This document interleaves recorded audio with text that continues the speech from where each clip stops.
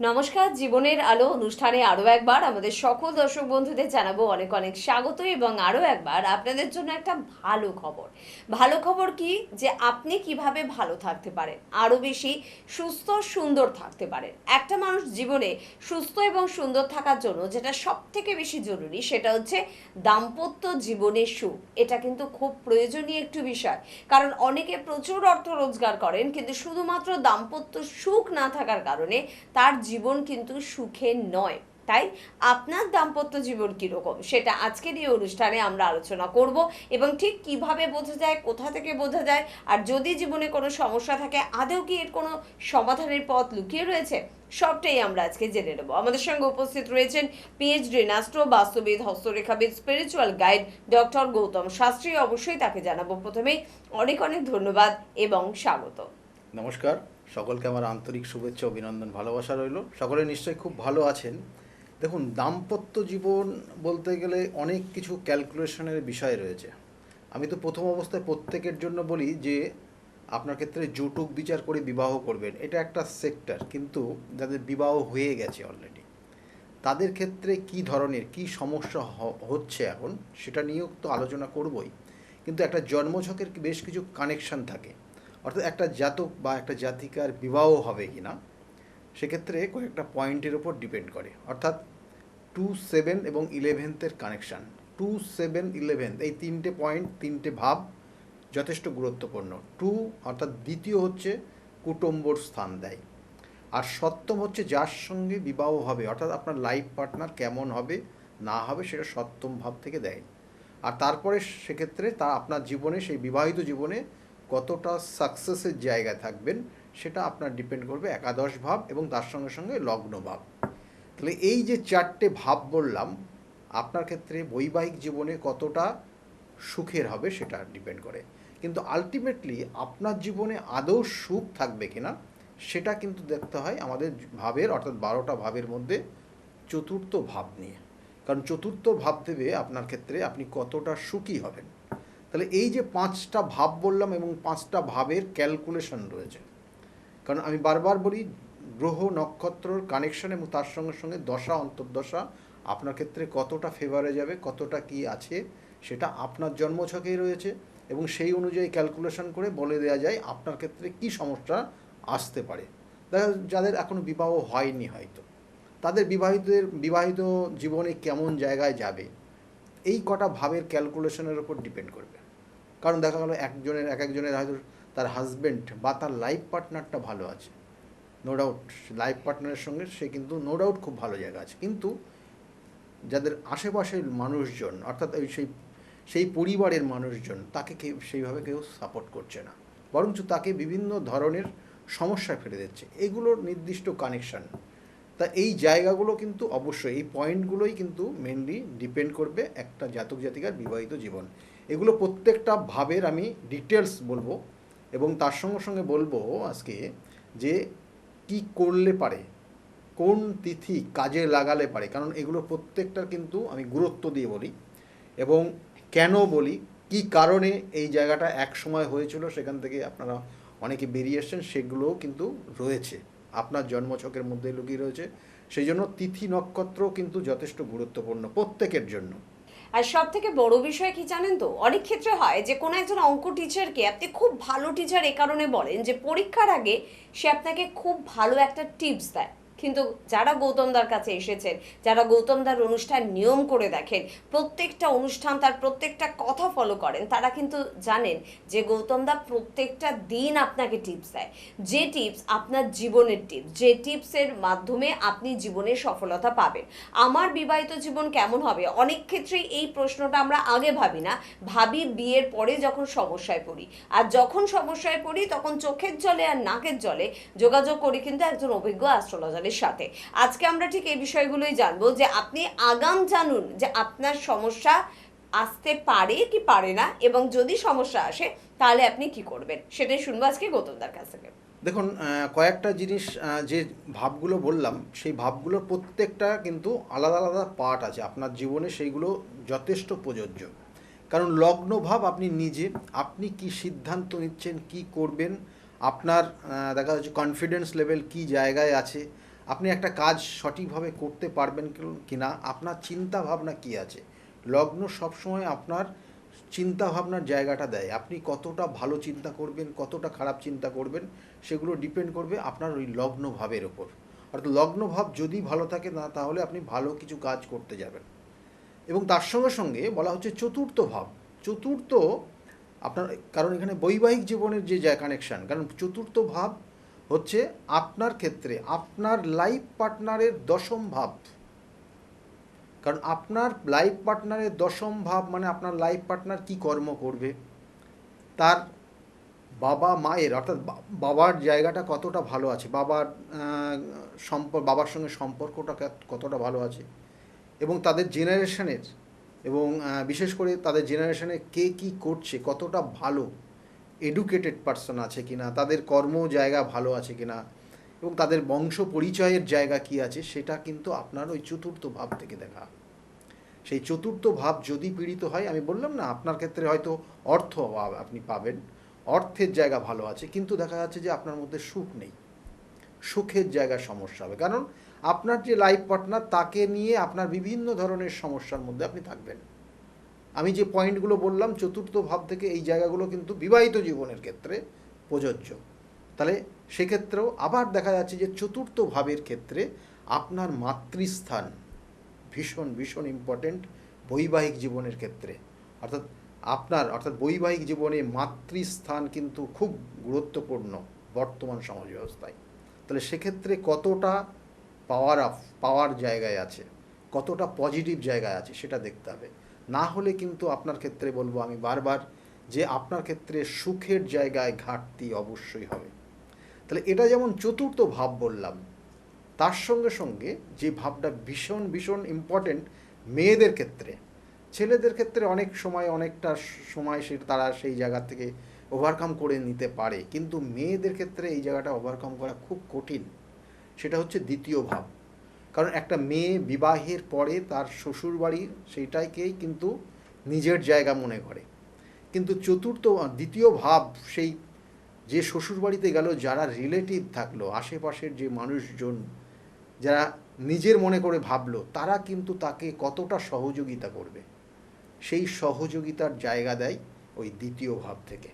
কারণ দ্বিতীয় ভাব যদি পীড়িত হয়, যদি কেতু থাকে, যদি রাহু থাকে, তাহলে কিন্তু সেই পরিবারের সেই মানুষগুলোর সঙ্গে সেই জাতিকা আন্ডারস্ট্যান্ডিং হবে না, তার সঙ্গে মনের মিল হবে না। বরঞ্চ সেই জাতিকা অর্থাৎ তার ক্ষেত্রে, সেই মেয়েটার ক্ষেত্রে যে কাজটা করুক না কেন, সেই প্রত্যেকটা কাজে খুঁত ধরার চেষ্টা করবে, এবং একটার পর একটা তার নামে বিভিন্ন ধরনের বদনাম দিতে থাকবে।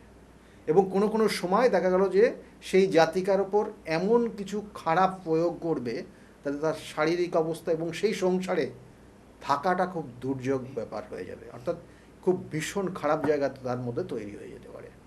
কোনো সময় আমরা দেখি যে বিভিন্ন পেপার, বিভিন্ন নিউজ চ্যানেলে কিন্তু তার শ্বশুর বাড়িতে গিয়ে তার এতটা তাকে অত্যাচার করেছে, সে দেখা গেল সেখান থেকে বাধ্য হয়েছে চলে আসতে। তাহলে এগুলো কিন্তু সাধারণত দেখা যায়, কিন্তু আবার বলবো সেই ভাবগত কানেকশান দ্বিতীয় ভাব থেকে দেয়। শুধু কিন্তু মাঙ্গলিক দোষ থাকলো মানে শ্বশুরবাড়ি আপনার ক্ষেত্রে খারাপ হবে, মাঙ্গলিক দোষ মানে আপনার দ্বিতীয় বিবাহ হবে, মাঙ্গলিক মানে আপনার ক্ষেত্রে আপনার সংসার তছনছ হয়ে যাবে, আপনি প্রথম বিবাহ আপনার ক্ষেত্রে ডিভোর্স হয়ে যাবে, তা না। কিন্তু আপনারা হয়তো ভাবেন যে মাঙ্গলিক দোষ মানে খুব খারাপ এবং তার কারণে হয়তো বিবাহিত জীবন সমস্যা, সেটাও কিন্তু না। এই ভাবগত কানেকশান ডিপেন্ড করবে একটা জাতক, একটা জাতিকার তার বৈবাহিক জীবনটা কতটা সুখের হবে। এই চতুর্থ ভাব বা দ্বিতীয় ভাব যেমন বললাম, তার সঙ্গে সঙ্গে জড়িয়ে রয়েছে ভীষণ ইম্পর্টেন্ট যেটা সপ্তম ভাব, যেটা আপনার লাইফ পার্টনার। আপনার লাইফ পার্টনার কতটা ভালো হবে, আপনার সঙ্গে কতটা অ্যাডজাস্ট করবে। লাইফ পার্টনার সবসময় অ্যাডজাস্টের জায়গায় থাকে। আপনি হয়তো কোনো ভুল করলেন, সে অ্যাডজাস্ট করলো, সে ভুল করলো, আপনার সঙ্গে অ্যাডজাস্ট করলো, বা সেখানে দুজনের মধ্যে আন্ডারস্ট্যান্ডিং, যেটাকে বলা হয়, অনেক সময় আন্ডারস্ট্যান্ডিং থাকে না, তার কারণে বিভিন্ন সমস্যায় জড়িয়ে যান। এবং লাইফ পার্টনার দেখা গেলো অনেক সময় তার গ্রহগত কানেকশানের ওপর বেস করে অনেক ধরনের সম্পর্কেও জড়িয়ে যেতে পারে। তাহলে সেগুলো কেন হয়, সেগুলো তো আপনারা বিগত দিনে আমি বিভিন্ন আলোচনা করেছি, বিভিন্ন আলোচনার মধ্যে আপনারা পেয়েছেন যে কখন শুক্র থাকলে সেক্ষেত্রে কি হয়, মঙ্গল থাকলে কি হয়, বুধের অবস্থান থাকলে সেক্ষেত্রে কতটা আপনার ক্ষেত্রে সাপোর্ট করছে না বাইরের সাপোর্ট করছে, আবার কখনো কখনো চন্দ্র অবস্থান থাকলে আপনার ক্ষেত্রে যার সঙ্গে বিবাহ হয়েছে সে আদৌ কতটা অনেস্ট আছে সেইগুলো দেখার জায়গা রয়েছে। তাহলে সেই জায়গাগুলোর ওপর ডিপেন্ড করবে আপনার বৈবাহিক জীবন, কারণ তার ওপরই বেস করছে। কখনো কখনো দেখা গেলো মাঙ্গলিক, আমরা বলি না মাঙ্গলিক দোষ, মঙ্গল তো চতুর্থ দ্বিতীয়, কারণ দ্বিতীয় আমাদের এই বিশেষ করে এটা দক্ষিণ ভারতে প্রযোজ্য, কিন্তু এখানে আমরা ধরা হয় না, কারণ চতুর্থ লগ্ন এবং সপ্তম অষ্টম এবং দ্বাদশ আমরা কিন্তু সাধারণত মাঙ্গলিক বলেই ধরি। কারণ এই দ্বিতীয় যেটা বলছিলাম যে দ্বিতীয় ভাব পীড়িত হলে কি হয়, আর ওই দ্বিতীয় ভাবে যদি মঙ্গল থাকে, যেটা দক্ষিণ ভারতে ধরা হয়, সেটা হচ্ছে তার পরিবার, যে পরিবারে বিবাহ হলো, ওই যেমন বললাম একটা মেয়ের শ্বশুর বাড়ির জায়গাটা, তার উপর কতটা অত্যাচার করতে পারে, সাংঘাতিক অত্যাচার তারা কিন্তু তাকে সহ্য করতে হয় যদি ওই দ্বিতীয় মঙ্গল থাকে। তাই এইগুলো পয়েন্ট, এইগুলোর ওপর ডিপেন্ড করবে আপনার জীবনের কতটা উন্নতি হবে, কতটা ভালো হবে।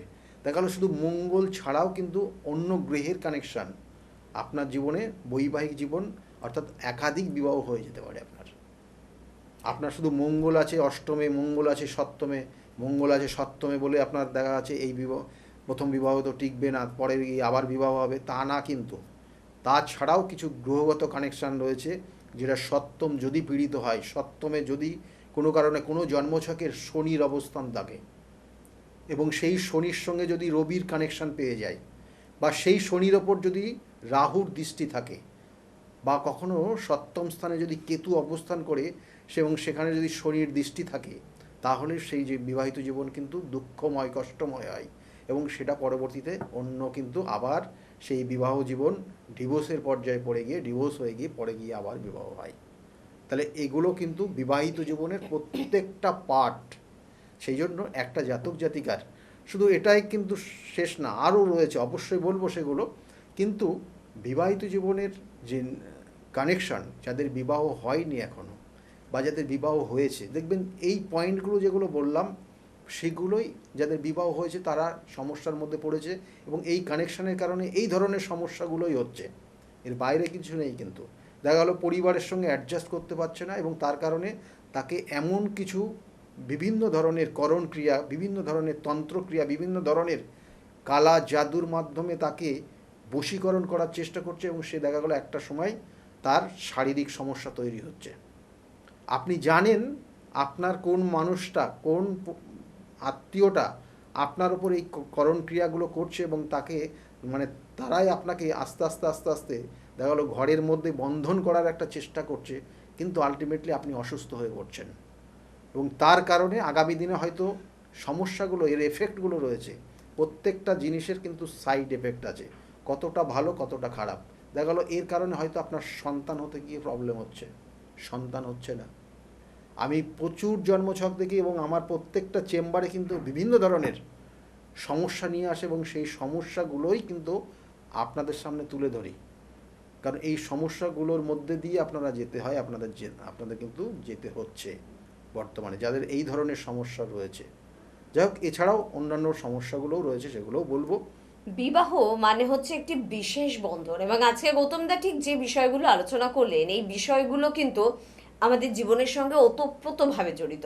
বিশেষ বন্ধন কার সাথে কার? শুধুমাত্র একটি ছেলের সাথে একটি মেয়ের, তা কিন্তু একদম নয়, একটি পরিবারের সাথে আরেকটি পরিবারের। তাই আপনি আপনার মেয়েকে বা আপনার ছেলেকে যে পরিবারের সাথে আবদ্ধ করছেন, সেই পরিবার তার জন্য উপযুক্ত তো? সেখানে গিয়ে সে কষ্ট বা দুঃখ পাবে না তো? বা আবার উল্টোটা, যে সেখানে তার কারণে সেই পরিবারকে কষ্ট বা দুঃখ পেতে হবে না তো? আমরা অনেক ক্ষেত্রে নিজের পরিবারের দোষটা দেখি না, অন্যের দিকেই কিন্তু আঙুল তুলি, কিন্তু সবসময় একটু নিজের ভালোটাই না হয় বুঝি। একটু স্বার্থপর হন আপনি, অসুবিধা নেই কিছু, তাই নিজের জন্মছকটা বিচার করে নিন। অবশ্যই কিন্তু যখন আপনি বিবাহিত জীবনে প্রবেশ করতে যাবেন, যে আপনি কোনো দুঃখ পাবেন না তো, বা আপনার কারণে কেউ কোনো দুঃখ পাবে না তো? যতটা পারা যায় রেকটিফাই করার চেষ্টা করতে হবে আমাদের জীবনযাত্রাকে। যারা যোগাযোগ করতে ইচ্ছুক প্রত্যেকের জন্য একটু চট করে বলবো যে 9836410969 এই নাম্বারটি, পাশাপাশি 8335805241 এই নাম্বারটি, এই দুটি নাম্বার কিন্তু ভীষণ গুরুত্বপূর্ণ। যারা নতুন বিবাহিত জীবনে পা রাখতে চাইছেন, ভীষণ সচেতন, অনুষ্ঠান দেখতে ভীষণ ভালো লাগে গৌতম দার আপনার, তবে তার মধ্যে দিয়ে প্রমাণ হয় না যে আপনি কতটা সচেতনতা অবলম্বন করতে পারলেন। সচেতন তারা, হয়তো আপনি রোজ অনুষ্ঠান দেখার টাইম পান না, রোজ ফোনও আপনি কোনোদিন করেন না, কিন্তু আপনি যোগাযোগ করলেন চেম্বারে, তাহলেই বলবো আপনি সচেতন। আপনারা রবিবার করে কাঁচরাপাড়া চেম্বারে যোগাযোগ করতে পারেন, সোমবার ব্যারাকপুর চেম্বারে যোগাযোগ করতে পারেন, সোমবার আবার বিকেলে কিন্তু আপনারা শ্রীরামপুর চেম্বারে ওনাকে পেয়ে যাচ্ছেন মঙ্গলবার করে কালীঘাট রাসবিহারী এভিনিউ লেক মলের একেবারে পিছনে। তার পাশাপাশি কৃষ্ণনগরে কিন্তু আপনারা বৃহস্পতিবার করে যোগাযোগ করুন, শুক্রবার করে আপনারা কিন্তু পেয়ে যাচ্ছেন হাতিবাগান কলকাতার আরেকটি চেম্বার, সেখানে যোগাযোগ করুন। এবং আপনারা জানেন প্রতি বুধবার করে কিন্তু হাওড়া ময়দানে আপনারা পাচ্ছেন, তার জন্য যোগাযোগের প্রয়োজনীয়তা রয়েছে। এছাড়া বহরমপুর, মেচেদা, বর্ধমান, তারাপীঠ, শিলিগুড়ি এরকম প্রচুর বাইরের চেম্বারগুলো কিন্তু রয়েছে। সেই চেম্বারে যারা যোগাযোগ করতে ইচ্ছুক অবশ্যই হেল্পলাইন নাম্বারে ফোন করবেন। আর 2রা জুন কিন্তু রয়েছে লোকনাথ বাবার তিরোধাম দিবস, এবং সেই উপলক্ষে রেমেডিতে থাকছে বিশেষ ছাড়। এখনও যারা এই ছাড়টাকে গ্রহণ করতে চাইছেন তারা কিন্তু নিশ্চয়ই যোগাযোগ করবেন। আজকে আমরা বিবাহিত জীবন নিয়ে আলোচনা করছিলাম, মাঙ্গলিক একটা বিশেষ দিক যেটা নিয়ে দাদা কিন্তু আলোচনা শুরু করলেন। কারণ আমরা জানি বিবাহিত জীবন খারাপ হয় মঙ্গলের কারণে, যদি মাঙ্গলিক দোষ আমার থাকে। আমরা নিজেরা যেমন নিজেদের ডাক্তারি করি, নিজেরা আবার নিজেদের অ্যাস্ট্রোলজিও করি। অনেক ক্ষেত্রে আমরা ভেবে নিই কোনো মাঙ্গলিক ছেলে বা মেয়ের সাথে যদি একে অপরের বিবাহ বন্ধনে আবদ্ধ হয় তাহলে নাকি মাঙ্গলিক দোষ কেটে যায়, কলা গাছ বা অন্য কোনো গাছের সঙ্গে বিয়ে হলেও কেটে যায়। আমি একজন শিক্ষিত অ্যাস্ট্রোলজারের থেকে বিষয়টা পরিষ্কার করব, হতে পারে এটা সঠিক, হতে পারে এটা সঠিক নয়, একটু শুনবো দাদা। হ্যাঁ, নিশ্চয়। সেক্ষেত্রে কয়েকটা জায়গা অবশ্যই দেখতে হয়, মানে মাঙ্গলিক আর মাঙ্গলিক, অমাঙ্গলিক আর মাঙ্গলিক আর মাঙ্গলিক। অর্থাৎ মাঙ্গলিক হলে কি হয়, তার মধ্যে চারিত্রিক কি বৈশিষ্ট্য লক্ষ্য করা যায়, সেগুলো আমি কয়েকটা বললে পরে আপনারা বুঝতে পারবেন কি একটা মাঙ্গলিকের সঙ্গে অমাঙ্গলিকের অ্যাডজাস্ট কতটা হয়। দেখুন, একটা মাঙ্গলিক যাদের আছে, অর্থাৎ যাদের মাঙ্গলিক দোষটা আছে, তাদের কিন্তু আপনি বুঝতে পারবেন না সে কি চাইছে। তার সঙ্গে কথা বলে, তার সঙ্গে আপনি মিশেও তার মনের খবর আপনি সহজে বার করতে পারবেন না। সে কিন্তু অ্যাকচুয়ালি ওরকম না, তার মনের দিক দিয়ে কিন্তু অনেকটা সে কিন্তু ভালো নরম প্রকৃতির, এবং সেও কিন্তু অ্যাডজাস্ট করতে পছন্দ করে। কিন্তু আপনি যদি তার সঙ্গে থাকেন তবু বুঝতে পারবেন না সে কি চাইছে। এই চাওয়া পাওয়াটা দুজনের মধ্যে মিসআন্ডারস্ট্যান্ডিং বানায়। কারণ একটা মাঙ্গলিক দোষ আর একটা অমাঙ্গলিক, দেখবেন যে এটা বিশেষ করে হাজব্যান্ড ওয়াইফের ক্ষেত্রে আমি বারবার বলি একটা পয়েন্ট ভীষণ গুরুত্বপূর্ণ, যেটা হচ্ছে দুজনের মধ্যে আন্ডারস্ট্যান্ডিং। যদি দুজনের মধ্যে আন্ডারস্ট্যান্ডিং না থাকে তাহলে সেই বৈবাহিক জীবন কিন্তু সুখকর হয় না। আর এই আন্ডারস্ট্যান্ডিংয়ের ক্ষেত্রে বাধা দেয় এই মাঙ্গলিক দোষ। কারণ একটা জাতিকার ক্ষেত্রে মাঙ্গলিক দোষ থাকলো বা একটা জাতকের ক্ষেত্রে মাঙ্গলিক দোষ থাকলো, তার মনের খবরটা, তার কি চাইছে সেটা আপনি যদি বুঝতে না পারেন, বা একটা হাজব্যান্ড একটা ওয়াইফের মনের বিষয়টা বা তার অ্যাটিটিউড, সে কি চাইছে সেটা যদি আপনি বুঝতে না পারেন, তাহলে কিন্তু আপনার মধ্যে সেই আন্ডারস্ট্যান্ডিংটা পরবর্তীতে সেটা গ্রো করবে না। এবং তার কারণে দুজনের মধ্যে মিসআন্ডারস্ট্যান্ডিং হতে হতে হতে হতে একটা সময় গিয়ে কিন্তু ডিভোর্সের পর্যায়ে পৌঁছে যাবে। তাহলে এটাই কিন্তু মাঙ্গলিক দোষের কারণ, মেন কারণ। এবং এই যে বুঝতে না পারা, একজন আরেকজনকে বুঝতে না পারা, এটাই মাঙ্গলিক দোষের সর্বপ্রথম কারণ, এবং এটাই কিন্তু মহা কারণ। এবং তার জন্য সবসময় সে চায় যে আমাকে কেন বুঝছে না, আমাকে কেন প্রায়োরিটি দিচ্ছে না। এই যে বিষয়টা, এটা সবসময় আস্তে আস্তে আস্তে আস্তে কিন্তু এটা বড় রকমের দুঃখময় কষ্টময় পরিস্থিতির মধ্যে চলে যায়, যখন যেটা দুজনের মধ্যে পুরোপুরি কিন্তু মানসিক ছেদ তৈরি হয়ে যায়, এবং পরে গিয়ে সেটা ডিভোর্সের জায়গায় পৌঁছে যায়। তাহলে এটা হচ্ছে মাঙ্গলিক দোষের সব থেকে মূল কারণ। কারণ একজন আর একজনকে বুঝতে পারে না। একজন দেখা গেল চাইলো সে জল, বা তার প্রয়োজন এই মুহূর্তে জল খাওয়ার, সে কিন্তু জলের ব্যাপারটা সে চাইলোই না, সে দেখা গেলো কোনো ফাস্টফুড খাবার এনে দিল। তাহলে সেক্ষেত্রে আপনি কি ভালো বুঝতে পারবেন দাম?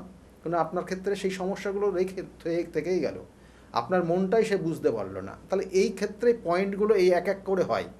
তাই সেই জন্য বলা হয় যে একটা মাঙ্গলিক দোষ যার মধ্যে আছে, সেটা তার সঙ্গে যদি মাঙ্গলিক দোষ আছে এরকম কোনো ব্যক্তির, সেক্ষেত্রে অ্যাডজাস্ট হবে। কিন্তু দুজন যখন রেগে যাবে তখন কি হবে? কারণ দুজনের রাগ থাকবে। যদি একজনের দেখা গেলো অষ্টম মাঙ্গলিক আছে আর একজনের সপ্তম মাঙ্গলিক আছে, দুজনেরই মাঙ্গলিক দোষ, আপনি তো সেটাই। কিন্তু চারিত্রিকগত জায়গাগুলো দেখা যাচ্ছে যে আন্ডারস্ট্যান্ডিং আছে, কিন্তু রাগের মাথায় সেই জায়গাগুলো সমস্যা হবে। যাদের অষ্টম মাঙ্গলিক আছে কিন্তু সপ্তম মাঙ্গলিকের সঙ্গে যদি বিবাহও দেন, তাহলে কিন্তু তার পরিবার এবং তার ক্ষেত্রে তার কেরিয়ারের বিভিন্ন ধরনের সমস্যা হবে। অষ্টম মাঙ্গলিক খুব ডেঞ্জার বলা হয়। অষ্টম মাঙ্গলিকের জাতক জাতিকাদের অনেক ক্ষেত্রে বিবাহই হয় না, এবং বিবাহ যে করবে সত্যি করে তার সাহস আছে অনেকে বলা হয়। তাহলে এগুলো দোষ খণ্ডনের পদ্ধতি রয়েছে। সঠিকভাবে পদ্ধতিগত মেনে যদি দোষ প্রতিকার প্রতিবিধান করা যায় তাহলে সেক্ষেত্রে ভালো হবে। কিন্তু এটার সঙ্গে সঙ্গে আরও কিছু কানেকশন রয়েছে। আমি এই মাঙ্গলিকে একটা সেক্টর বললাম, কি সমস্যাটা বলে দিলাম, কিন্তু এর পরবর্তীতে কি কি হবে। কারণ একটা জাতক জাতিকা দেখা গেলো তারা 5 বছর এক জায়গায় থেকে তারা দুজন দুজনকে চেনা, অর্থাৎ দুজন দুজনের মধ্যে সেই মিলটা থাকার পরে তারপরে সেই দেখা গেলো বিবাহের জায়গায় এসছে। তাদের হয়তো 5 বছরের প্রেম ভালোবাসা রয়েছে, তারপরে সে বিবাহ করলো। কিন্তু সপ্তম ভাব আর পঞ্চম ভাব দুটো কানেকশান হয়। একটা জাতক জাতিকার এই যে বিবাহের আগে 5 বছর তারা কাটালো, তাদের ক্ষেত্রে যে কানেকশানটা পেলো পঞ্চম ভাব থেকে পেলো, সপ্তম ভাব নেয়া। কিন্তু যেই বিবাহ হয়ে গেল তখন সপ্তমে কানেকশান পেলো। কিন্তু সপ্তম যদি পীড়িত হয়ে থাকলো তাহলে ওই 5 বছরের রিলেশন 5 দিনে কিন্তু খতম হয়ে যাবে। তাই সেই জন্য বলা হয় যে জটুক বিচার ছাড়া বিবাহ যদি আপনি 5 বছর কেন 10 বছর হয়তো আপনাদের দুজনকে ছেড়েন, কিন্তু বিবাহের পরে গিয়ে মুভমেন্ট চেঞ্জ হয়ে যাবে। দেখুন, মিলিয়ে দেখে নিন, প্রত্যেকের ক্ষেত্রে এই সমস্যাগুলো হয় সাধারণত যদি এই ধরনের সমস্যা থাকে। আর দ্বাদশ ভাব বৈবাহিক জীবনের যথেষ্ট গুরুত্বপূর্ণ। দ্বাদশ ভাব যেটাকে বলা হয় দাম্পত্য সুখের জায়গা। একটা জাতক জাতিকার দ্বাদশ ভাব পীড়িত হলে পরে দেখা গেল সেক্ষেত্রে কোনো তৃতীয় ব্যক্তির দ্বারা তাদের পরিবারে কিন্তু বিভিন্ন ধরনের সমস্যায় জড়িয়ে যায়, এবং সেটা কিন্তু ডিভোর্স পর্যন্ত পৌঁছে যায়। সেই জন্য এগুলোর প্রতিকার প্রতিবিধান আছে। আর এই সমস্যার জন্যই কিন্তু যে আগামী যে তিথি রয়েছে, আমি বারবার বলি নির্দিষ্ট তিথির যথেষ্ট গুরুত্ব রয়েছে। প্রত্যেকটা তিথি নক্ষত্র দেখে যদি কাজ করা যায় তাহলে সেক্ষেত্রে কিন্তু সঠিকভাবে তার কিন্তু নিরাময় যায় বা নিরাময় করা সম্ভব হয়। সেই জন্য বলা হচ্ছে এই নির্দিষ্ট তিথিতে রামকৃষ্ণদেব তিনি কিন্তু তার স্ত্রী অর্থাৎ সারদা মাকে পুজো করেছিলেন, এবং ষোড়শী রূপে পুজো করে তিনি মোক্ষ লাভের জন্য, কী জন্য পুজো করেছিলেন না, তিনি মোক্ষ লাভের জন্য এবং জগতের কল্যাণার্থে তিনি কিন্তু পুজো করেছিলেন, এবং দেখিয়ে দিয়েছিলেন যে অর্ধাঙ্গিনীকে যদি আপনি সঠিকভাবে সঠিক নিষ্ঠার সঙ্গে তাকে দেখভাল করেন তাহলে কিন্তু আপনার জীবনের সমস্যার থেকে আপনি বেরিয়ে আসবেন, এবং আপনার যে নির্দিষ্ট যে লক্ষ্য সেই লক্ষ্য পূরণ হবে অবশ্যই। কারণ এই নির্দিষ্ট তিথি হচ্ছে ফলহারিণী অমাবস্যা বলেন আপনারা, সেই ফলহারিণী অমাবস্যার তিথি, যে তিথিতে আপনার যে সমস্যা রয়েছে আপনার জীবনে প্রত্যেক মানুষের মধ্যেই সমস্যা থাকবে, এবং সেই সমস্যার বেরিয়ে আসার জন্য নির্দিষ্ট কিন্তু তিথি নক্ষত্রগুলো কাজ করতে হয়। সেই জন্য আপনার জীবনে যে সমস্যার মধ্যে আপনি আছেন, হয়তো আগের জন্মের কোনো কর্ম ফল নিয়ে আপনি সেই এই জন্মে ভোগ করছেন। সেই জন্যই এই তিথিতে যদি মায়ের পুজো আপনি করতে পারেন, এবং তার সঙ্গে সঙ্গে আপনার যে গ্রহদোষ রয়েছে, আপনার হয়তো হতে পারে আপনার সেই গ্রহদোষের কারণে আপনার বৈবাহিক জীবন খুব কষ্টময় দুঃখময় পরিস্থিতির মধ্যে দিয়ে যাচ্ছে, বা আপনার জীবনের সাকসেস আপনি পাচ্ছেন না। সেই জন্য বারবার বলি এই তিথিটাকে কাজে লাগান, যেটা হচ্ছে অমাবস্যার তিথি এবং ফলহারিণী অমাবস্যার তিথি। মায়ের পুজোর মাধ্যমে এবং আপনার যে দোষ, আপনার যে সমস্যা, সেই খণ্ডনের মাধ্যমে আপনি আপনার জীবনের নির্দিষ্ট লক্ষ্যে পৌঁছাতে পারবেন, অবশ্যই পারবেন। শ্রী শ্রী রামকৃষ্ণদেব বলেছিলেন যে কামিনী কাঞ্চন থেকে তফাৎ তফাৎ তফাৎ, অর্থাৎ জীবনে যদি কামটা আমাদের বৃদ্ধি পায় তাহলে কিন্তু অনেক ক্ষেত্রেই আমরা বিপথে যাই, এবং বিবাহিত জীবন ভেঙে যাওয়ার এটা একটা বড় কারণ কাম অর্থাৎ সেক্স। অনেক ক্ষেত্রে দেখা যায় তৃতীয় ব্যক্তির আগমন বা ভুল পথে নিজেদেরকে পরিচালনা করা, এই সব কিছু কিন্তু বিবাহকে ভেঙে দেওয়ার একটা বড় কারণ। এই সব কারণগুলো যদি আপনার জীবনে থাকে, আপনার হাজবেন্ড বা আপনার ওয়াইফ কারোর সমস্যা হয়ে থাকে, অবশ্যই যোগাযোগের প্রয়োজনীয়তা রয়েছে। এতটা জোরের সাথে কেন বলছি? এ কারণেই বলছি, প্রচুর মানুষ কিন্তু দাদার কাছে আসেন এবং এসে উপকৃত। তারা সকলে কিন্তু ব্যক্তিগত সমস্যাগুলো ক্যামেরার সামনে বলতে পারেন না, বলাটা সম্ভব নয়, কিন্তু তারা যে উপকৃত সেই কথা কিন্তু আমাদের বলেছেন। এবং যাদের যাদের সাহস করে ক্যামেরার সামনে এসেছেন তাদের কিছু মানুষের কথা নিশ্চয়ই শুনবো। পাশাপাশি অনুষ্ঠানের একেবারে যেহেতু শেষে পৌঁছে গিয়েছি, দাদাকে ধন্যবাদ জানাবো, ধন্যবাদ আপনাদেরও জানাবো। নমস্কার। ডক্টর গৌতম শাস্ত্রী। আর 5 জন অ্যাস্ট্রোলজারের থেকে কেন তিনি আলাদা? স্বাভাবিকভাবে আপনাদের মনে এই প্রশ্ন আসতেই পারে। দূর দূরান্ত থেকে নানান সমস্যায় জর্জরিত মানুষ ছুটে আসে তার কাছে। গ্রহদোষ হোক কিংবা কাল সর্পদোষ, অথবা ধরুন মাঙ্গলিক দোষ কিংবা অন্য যে কোনো সমস্যা, তারা জানেন সব সমস্যা স্থায়ী সমাধানে এক এবং অদ্বিতীয় ডক্টর গৌতম শাস্ত্রী। চলুন আজ আপনাদের সাথে পরিচয় করিয়ে দিই এমন কিছু মানুষের এবং শুনে নিই তাদের কথা। আমার বাবা 2021 সালে প্রথমবার স্যারের কাছে আসেন, আর মানে বাবার ব্যাপারে যে প্রেডিকশনগুলো করা হয়, মানে প্রত্যেকটা প্রেডিকশন প্রচণ্ড অ্যাকিউরেট ছিল। তারপরে তো বাবার বিভিন্ন কাজে মানে স্যার হেল্প করেছেন, যেগুলোতে রেমিডি দিয়ে প্রত্যেকটা কাজই তারপর মানে খুব আমরা ফলও পেয়েছিলাম। তারপর মা আমায় নিয়ে আসে। আমার ব্যাপারেও স্যার যে প্রত্যেকটা প্রেডিকশন করে প্রত্যেকটাই এতটাই অ্যাকিউরেট ছিল, মানে অনেকটা অবাক করার মতোই অ্যাকিউরেট ছিল। আর মানে মনে হয়েছিল আরও আগে আসলেই ভালো হতো, আরও অনেক কিছু বেটার হতে পারতো। কিন্তু তারপরে যখন রেমিডি নেওয়ার পরে আর প্রচণ্ড অনেক রকম ফল পেয়েছি আমি, আমার মা, আমার বাড়িরও সবাই এসেছে, মানে সবাই অনেক ভালো ফল পেয়েছি। আর মানে স্যার শুধুমাত্র ফলের দিক থেকেই না, এখানে এসে পুজো দিয়ে স্যারের ব্যবহারও খুব ভালো। আর মানে প্রত্যেকটা জিনিসের ক্ষেত্রে তিনি মানে খুব অ্যাটেন্টিভ, খুব ভালোভাবে শোনেন, প্রত্যেকটা জিনিসের সেভাবেই সলিউশন দেয়। তো আমি এসে তো খুব ভালো ফল পেয়েছি। আপনারা যদি দেখে থাকেন আসবেন, মানে অবশ্যই ফল পাবেন। অনুপ চন্দ্র, আমি ডক্টর গৌতম শাস্ত্রী স্যারের সাথে বিগত 6 বছর ধরে মানে যোগাযোগে আছি। আমি যখন কলেজে স্টুডেন্ট ছিলাম তখন থেকে স্যারের কাছে কনসালটেশন নিই। পড়াশোনাতে ওনার গাইডেন্সের মাধ্যমে আমি বিটেক কমপ্লিট করি, তারপরে আরও কিছু পড়াশুনো করছি এখন। সাথে সাথে কেরিয়ারে ওনার প্রচুর গাইডেন্স পেয়েছি। ওনার গাইডেন্সের মতো আমি এখন একসাথে 3খানা ব্যবসা প্যারালালি রান করছি। 3টেই কিন্তু ইন্ডিয়ার বাইরে, নট অনলি ইন ইন্ডিয়া, 3টে ইন্ডিয়ার বাইরে। এখন একটা ছোট অ্যাচিভ করেছি। রিসেন্টলি আমি একটা গাড়ি কিনেছি, যেটা Volkswagen কোম্পানি, 25 lakhs অ্যান্ড অ্যাবাভের। পরবর্তীকালে বেশ কয়েকটা গোল আছে। স্যারের গাইডেন্সের মাধ্যমে সেই গোলসের ওপরে আমি টাইম টু টাইম কাজ করছি। ওনার কনসালটেন্সিটা এতটাই ভালো কি আপনাকে উনি মান্থ টু মান্থ বলতে পারেন কি কোন সময়ে আপনি কিভাবে রিয়্যাক্ট করবেন, কিভাবে এক্সিকিউট করবেন নিজের কাজ। যদি আপনি সেই কাজগুলো সেই ওনার কথা অনুযায়ী আপনি যদি এক্সিকিউট করেন, ডেফিনেটলি আপনার গোলটাও টাইম মতো কমপ্লিট হবে। আর আমি সবাইকে এটাই বলবো, যদি আপনারা বিশ্বাস করে আসেন তবেই কিন্তু হবে। যদি বিশ্বাস না থাকে তাহলে কিন্তু কোনো কিছু হবে না। আপনাকে সেই বিশ্বাসটা রাখতে হবে। নমস্কার, আমি শ্রাবণী দাস, আমি হালিশহর থেকে আসছি। স্যারের এখানে আমি খুব বেশি দিন আসছি না, তবে আমার ফ্যামিলির অনেককে নিয়ে আমি এখানে এসেছি। এখানে এসে স্যারের কাছ থেকে আমি অনেকভাবে উপকৃত হয়েছি। যেমন আমার এক কাজিন, ওর অফিসের কোনো প্রবলেম হচ্ছিল, কোনোভাবে স্মৃতি হচ্ছিল না অফিসের কোনো কাজের। স্যার বলেছিলেন যে ও পুরনো যেখানে কাজ করছে সেখান থেকেই ওর কাজ, আবার ওখান থেকে ওকে ডাকবে এবং সেখানেই ওর স্থিতি হবে। সেটাই হয়েছে। আবার আমার আরেক রিলেটিভের গাইনিক কোনো প্রবলেম হচ্ছিল, সেই প্রবলেমও উনি যা বলেছিলেন যে সেই প্রবলেম ঠিক হয়ে যাবে। সেই প্রবলেম ঠিক হয়ে আমাদের ফ্যামিলিতে এখন নতুন একজন মেম্বার আসছেন। এই জন্য আমরা খুব খুশি। ওনার কাছ থেকে এসে, ওনার কাছে এসে আমরা নানাভাবে অনেকভাবে উপকৃত হয়েছি। স্যারের কাছে আমি 2019 সাল থেকে আসছি। তো আমি স্যারের কাছে এসে আমি স্যারের যা প্রেডিকশন ছিল সবগুলোই মিলে গেছে এবং হুবহু আমার কিছু না বলার আগেই উনি সব কিছু বলে দিয়েছিলেন।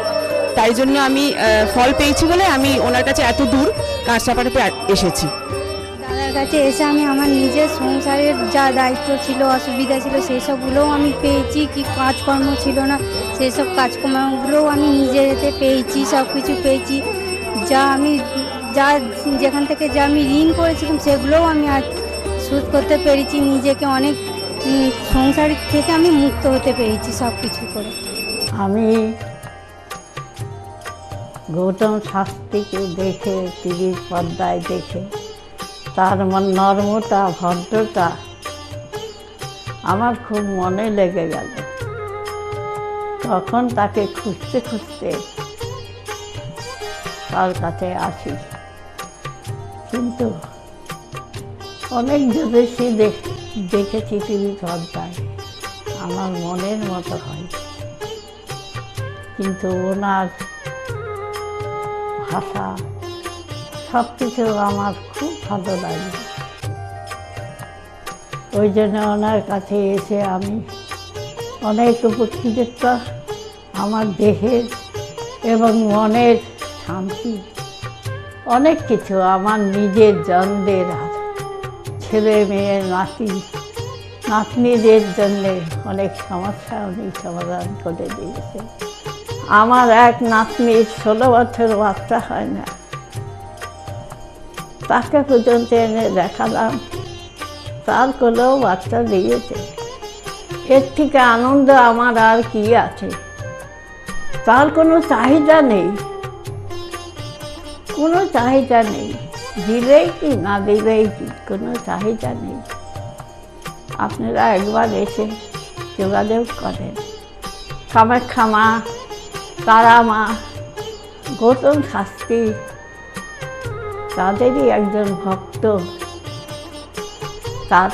তাদের সাধনার ফলে আজকে আমাদের প্রত্যেকের কাছে পৌঁছিয়ে দিচ্ছে সেই শান্তির সাহারা। যে যেখানে আছেন, আপনারা যারা আসেননি তারাও এসে তার সঙ্গে দেখা করুন, যোগাযোগ করুন, আপনাদের সমস্যার সমাধান হবে ও শান্তি পাবেন। আমি তো খুব ভালোবাসি, অন্তর থেকে ভালোবাসি, কেন আমি তো উপকৃত।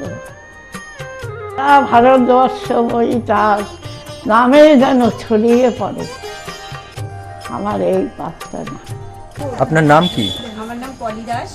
আপনি কবে থেকে আসছেন? আমি 4 বছর হয়ে গেল এখানে আসছি।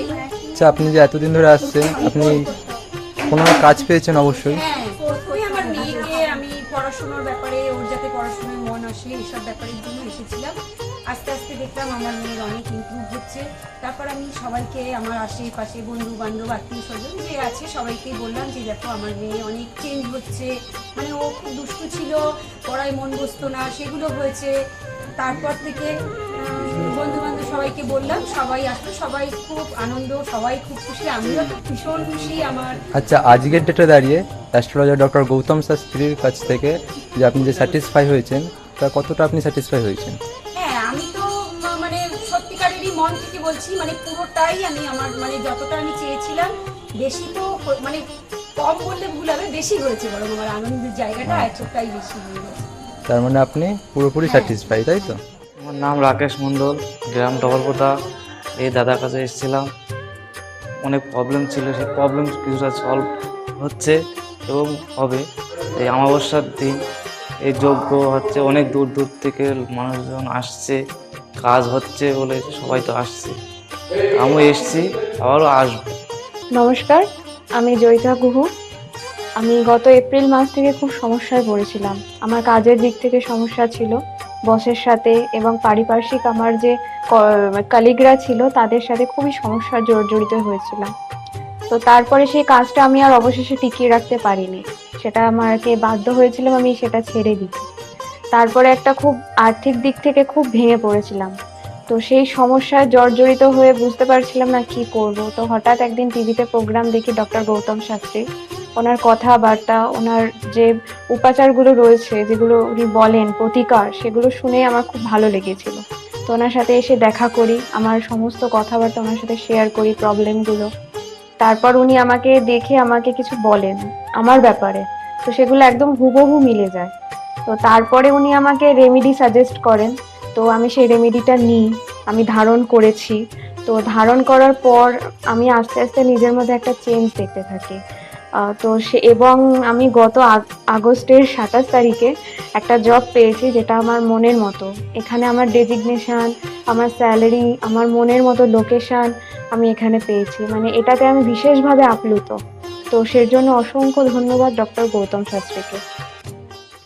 নমস্কার, আমি মেলিনা থমাস। আমি গত 1 মাস আগে থেকে ডিপ্রেশনে ভুগছিলাম এবং আমার অনেক রকম সমস্যা দেখা দিচ্ছিল। আমি আমার মায়ের থ্রু থেকে জানতে পারি ডক্টর গৌতম শাস্ত্রীর কথা এবং আমি সেখানে আমার প্রবলেমগুলো নিয়ে আসি এবং তার কথা মতো আমি প্রতিকারগুলো করি এবং সেই কথা মতো আমি চলতে থাকি। এখন আমার কাছে অনেক জবের অপরচুনিটিস আসছে এবং আমার আগের যে সমস্যাগুলো ছিল সেগুলোও গেছে। আমি সিলেকশন করছি কোন জবটা করব এবং যে কোনো একটা জব আমি সিলেক্ট করব এবং আগেও আমি ডক্টর গৌতম শাস্ত্রীকে অনেক ধন্যবাদ জানাচ্ছি এই আমাকে এত কিছু করে দেওয়ার জন্য এবং আপনারা চাইলে আপনারাও আসতে পারেন নিজেদের অসুবিধা নিয়ে এবং তার কাছে এসে সমস্যাগুলোর সমাধান করতে পারেন। আপনারা যদি তার কথা মতো চলেন আপনারাও আমার মতো ভালো ফল পেতে পারেন। অ্যাস্ট্রোলজার ডক্টর গৌতম শাস্ত্রীর চেম্বারে আপনি কতদিন আসছেন? আমি প্রায় 2.5-3 বছর ধরেই এখানে মানে রেগুলারলি আসছি। মোটামুটি আমার যখনই অসুবিধা হচ্ছে আমি তখন চলে আসছি। আপনি কোন চেম্বারে দেখিয়েছেন? আমি এখানকার কাছাপাড়া চেম্বারে। কাছাড়া চেম্বারে দেখিয়েছেন, মানে আপনি যে সমস্যাটা নিয়ে এসেছেন ওটা কি আপনার কিওর হয়েছে? হ্যাঁ, আমি প্রথমে যে সমস্যাটা পড়াশোনার সমস্যা নিয়ে প্রবলেমে পড়ে ওনার কাছে এসেছিলাম, তা মোটামুটি আমার যত দিন যাচ্ছে ইমপ্রুভ হচ্ছে আস্তে আস্তে। না আপনার কাজ হয়ে মধ্যে এসেছেন? আমি হালিশহর থেকে এসেছি। ধরো আমার নাম তো মলিনা ঘোষ, কিন্তু তোমার কি হয়েছে বলো তো, আমি দাদার কাছে অনেক বছর ধরে মানে কয়েক বছর ধরে ভালোই এসেছি। আমি অনেক বিপদে পড়েছিলাম তো, তখন আমি এক টিভি চ্যানেলে দেখে সবাই কিন্তু প্রোগ্রাম দেখে, সব সিরিয়াল দেখে, সব কিছু দেখে, কিন্তু আমি ওই সিরিয়াল সব কিছু ছেড়ে আমার এমন বিপদ হয়েছিল, আমি শুধু টিভির কাছে বসে শুধু এই শাস্ত্রী চ্যানেলগুলো দেখে দেখে আমি মনে ভাবতাম আমি কাকে মনের মতন পাবো। পেলাম যে সবাই এত চ্যানেলে, কিন্তু আমি সবাইকে দেখেছি, আমার দাদাকেই আমার খুব পছন্দ হলো। আমি খোঁজ করতে করতে করতে করতে আমি এমন বিপদ যে আমি এই বিপদে কি করে উঠবো, তখন ওই দাদার কাছে আসলাম। খোঁজ পেয়ে চিকিৎসা করতে করতে তখন দাদার কাছে এসে আমার অনেক বড় বিপদ ছিল, আমার ছেলে স্বামী সব নিয়ে আমার বাড়ির খুব অবস্থা খারাপ ছিল। আজকে ওনার কাছে এসে আমি অনেক উপকার পেয়েছি। আমি সবার কাছে বলছি, আমি এত লোক দেখছি, আমি বলি একটু যদি দাদার কাছে এসে সব ধৈর্য ধরে, কারোর বিফল হবে না, তার ফল ছাড়া বিফল হবে না। আমি ভাবি যে আমি অনেক লোকও পাঠিয়েছি, আমরা যদি প্রচার করতে পারি, অনেকে আছেন এই দাদার কথা বলবো না, বলবো না, কিন্তু না বলেন, মানুষ যদি বিপদের হাত থেকে বাঁচে সবারই তো ভালো হয়। কিন্তু দাদার কাছে আসার পরে আমার এমনও মাঝে একটা এমনও বিপদ গেছে, এই দাদাই আমাকে এই বিপদের হাত থেকে উঠিয়েছে। এর জন্য আমি দাদার কাছে সারা জীবনের জন্য কৃতজ্ঞ থাকি। দাদাকে চাই দাদাও ভালো থাকুক, আমরাও যেন দাদার কাছে এসে দাদা আরও সুস্থভাবে যেতে পারি। শুনলেন তো, এনাদের প্রত্যেকের আশা, ভরসা এবং বিশ্বাসের একটাই নাম, ডক্টর গৌতম শাস্ত্রী, যার সম্পর্কে আমরা এত কিছু শুনলাম। চলুন এবার দেখে নিই তিনি কি বলছেন। আজকের যে ফিডব্যাক আপনারা পাচ্ছেন এগুলো কিন্তু আমার সবটাই আমার গুরুদেবের আশীর্বাদ। কারণ গুরুদেব আমাদেরকে একটাই জিনিসই বলেছিলেন যে যেভাবেই হোক মানুষকে উপকার করলে তোমার কিন্তু আগামী দিনে দেখবে তোমার মানুষ কিন্তু তোমার পাশে এসে দাঁড়াবে। এবং সেইভাবেই আমি কিন্তু যেভাবে সকলের উপকার বা আমি যতটা কাজ করছি সকলে উপকৃত হচ্ছে, এবং এর জন্য আমিও কিন্তু খুব আনন্দ পাই যখন তারা বলে যে না দাদা আমি আপনার এই কারণে এই জন্য এসেছিলাম, এই কাজটা আমি পেয়ে গেছি। সুতরাং আমিও চাই যে এইভাবে মানুষের পাশে থেকে মানুষকে সহযোগিতা করে মানুষকে আরও ভালো জায়গায় পৌঁছে দেওয়া। যাদের খুব দুঃখের মধ্যে কষ্টের মধ্যে আছে তাদেরকে কিছুটা গাইড করে তারা যদি আরও ভালো জায়গায় যেতে পারি এবং ভালো জায়গায় তাদেরকে যদি নিয়ে যেতে পারি, এটাই হচ্ছে আমার মেন উদ্দেশ্য। অর্থাৎ তারা যদি আরও ভালো জায়গায় যেতে পারে, সেখান থেকে যে আনন্দ উপভোগ করতে পারবো আমি, সেটা কিন্তু চিরস্থায়ী থেকে যাবে। তাহলে আর দেরি কেন, চটপট ফোন করুন 9836410969 অথবা 8335805241 এই নাম্বারে। শুধুমাত্র একটি ফোন, যা পাল্টে দিতে পারে আপনার গোটা জীবন। জ্যোতিষবিদ, বাস্তুবিদ, হস্তরেখা বিশারদ ও spiritual guide doctor Gautam Shastri, এক এবং অদ্বিতীয়।